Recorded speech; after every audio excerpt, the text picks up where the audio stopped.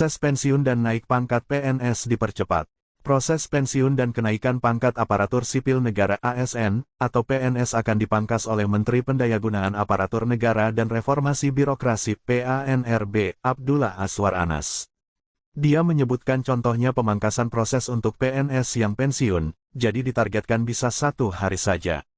Menurut dia selama ini proses kenaikan pangkat membutuhkan waktu yang lama sekali. Kemudian untuk orang pensiun yang juga membutuhkan waktu. Orang pensiun padahal haknya tapi tidak dapat diproses, nah ini harus dipangkas dari semula 5 hari menjadi sehari. Tadi prosesnya 14 proses, kita minta kendala sistem itu jadi 2 tahap, ujar dia. Ini merupakan arahan dari Presiden Jokowi, di mana birokrasi di Indonesia harus berdampak bukan sekedar tumpukan kertas. Ia menargetkan pemangkasan proses birokrasi di kementerian atau lembaga bisa dilakukan mulai Januari tahun depan. Anas mengakui perubahan dalam sistem birokrasi ini tidak mudah. Namun, dia meyakini pihaknya dengan Badan Kepegawaian Negara (BKN) bisa melakukan pengawasan birokrasi tersebut. Dalam waktu dekat turunkan 30 auditor untuk audit proses bisnis sesuai dengan arahan Presiden.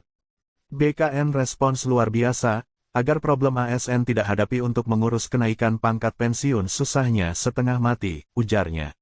Dalam paparannya, proses layanan administrasi kepegawaian untuk pensiun PNS harus menunggu selama 5 hari. Kemudian ada 8 proses atau administrasi yang harus dilalui oleh PNS. Adapun proses layanan administrasi kepegawaian untuk pensiun PNS saat ini yang prosesnya 5 hari. 1. Menerima, memeriksa dan memverifikasi berkas usul pensiun melalui aplikasi SAPK dan Doku Digital.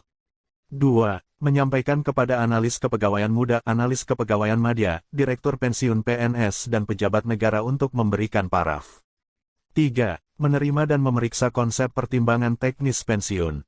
4. Meneruskan kepada analis kepegawaian muda, analis kepegawaian madya, direktur pensiun PNS dan pejabat negara, deputi bidang mutasi kepegawaian untuk menandatangani secara digital. 5. Menerima dan memeriksa konsep pertimbangan teknis pensiun. 6. Menandatangani dan meneruskan kepada analis kepegawaian muda, analis kepegawaian penyelia, analis kepegawaian pertama, analis kepegawaian muda, analis kepegawaian madya. 7. Melakukan inbox data pertimbangan teknis pensiun dan mengirim dokumen kepada instansi pengusul Setnek. 8. Menerima pertimbangan teknis pensiun, sedangkan rekomendasi proses baru hanya dalam 1 hari. 1.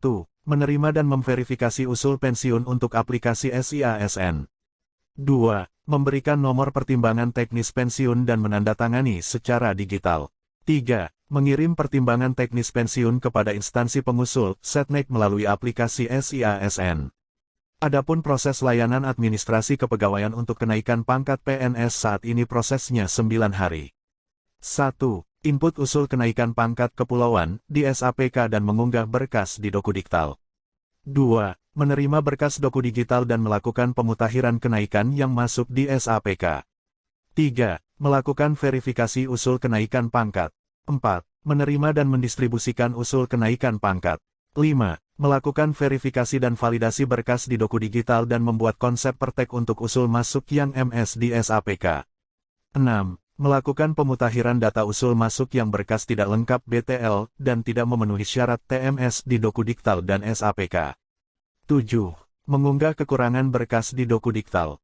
8. Memeriksa dan paraf konsep pertek di Teken Digital. 9. Memeriksa dan TTD konsep pertek di Teken Digital. 10.